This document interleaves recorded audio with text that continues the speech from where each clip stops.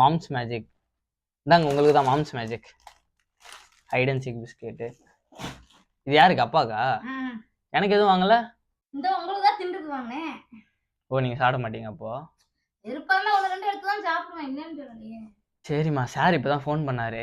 அதான் உங்களுக்கு வர சொன்னேன். என்னன்னா இப்போ மொத்தமா இதெல்லாம் சேர்த்து 5353 ரூபாய் 45 காசு ஆயிருக்கு.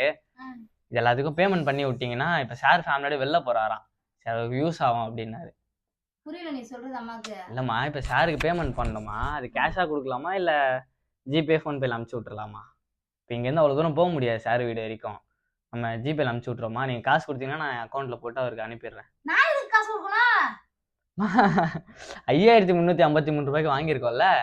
நீ தானே சொன்ன இங்க சார் ட்ரீட் வைக்கிறாரு, தேவையானது நீ வாங்கிக்கமா, தேவையானது சாப்பிடலாம்னு சொன்ன. அது மாலுக்குள்ளமா நம்ம வாங்கி வெளில வீட்டுக்கு எடுத்துட்டு வந்துட்டோம்ல. ஸோ இதுக்கெல்லாம் நம்ம தான் பே பண்ணணும். ஏன்னா ஒரு ரூபா கிடையாது. மறக்காம அந்த சப்ஸ்கிரைப் பட்டன் மட்டும் அழுத்தி விட்டுருங்க.